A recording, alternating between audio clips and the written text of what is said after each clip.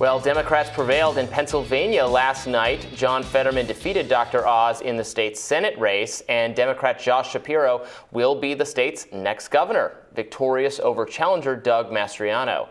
Fetterman gave his victory speech earlier this morning. Let's watch some of that. We launched this campaign almost 2 years ago, and we had our slogan. It's on every one of those signs right now. Every county, every vote. Every county, every vote.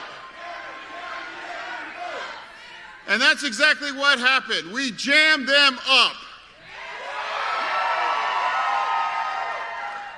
We held the line. I never expected that we were going to turn these red counties blue, but we did what we needed to do.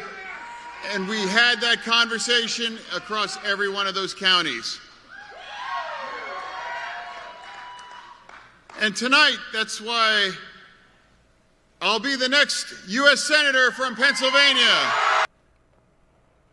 According to a CBS Pennsylvania exit poll, when asked which one of these issues mattered most when voting, 36% of Pennsylvania voters said abortion, 28% said inflation, 11% said crime, 10% said gun policy, and 8% said immigration. When asked if Dr. Oz has lived in Pennsylvania long enough to represent it effectively, 43% said yes, 56% said no.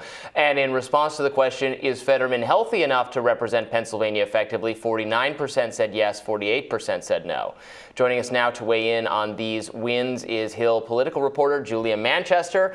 Welcome back, Julia. Great to see you this morning.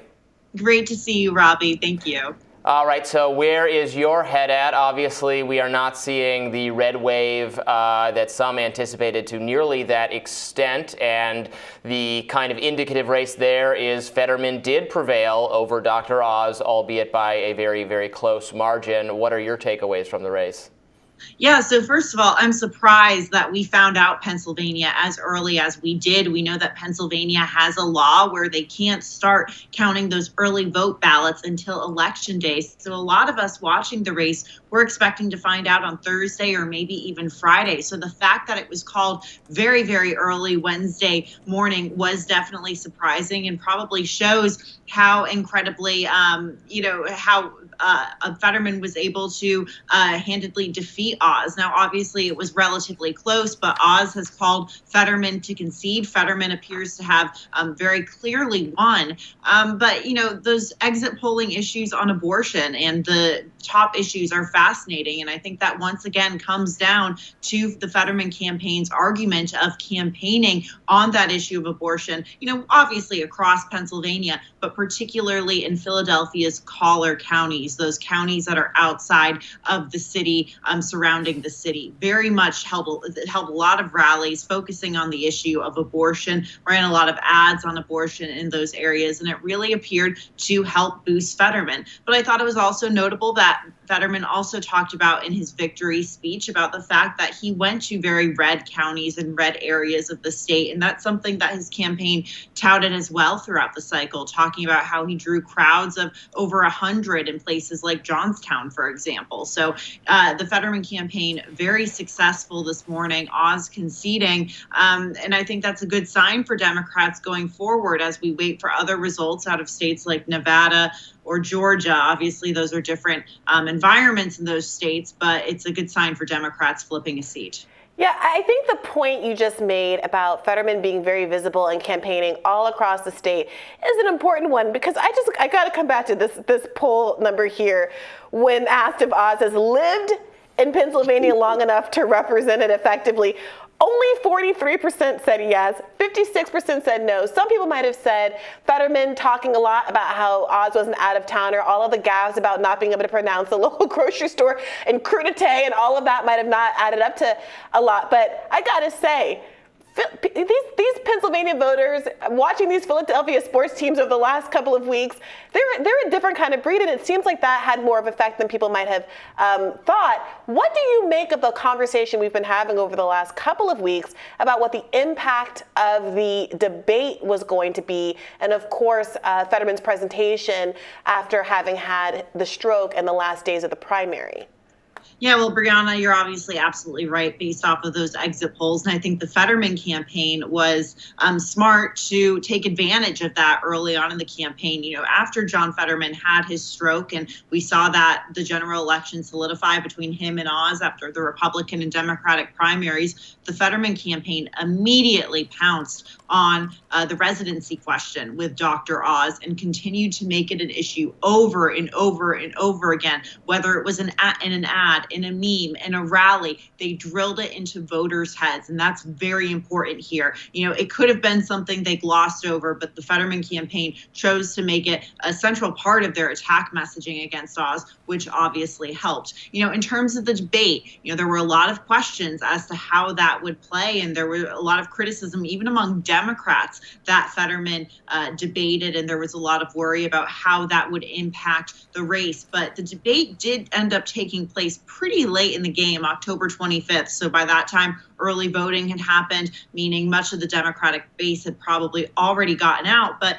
looking at those issues and seeing that abortion was so incredibly important to Pennsylvanians as an issue, it seems like the debate ultimately wasn't able to sway enough minds. I think voters already had their minds decided on a lot of these issues. Maybe it turned some voters off against Fetterman. Maybe it turned some voters off against Oz. But, you know, once again, I think this is a case of us in the media, because, you know, we host these events, we read very much into them, making a bigger deal about the debate than it ultimately ended up being. Right. I mean, it's a close race. It's not a landslide victory or anything for Fetterman. But the expectation would be that the debate wouldn't have much of an effect.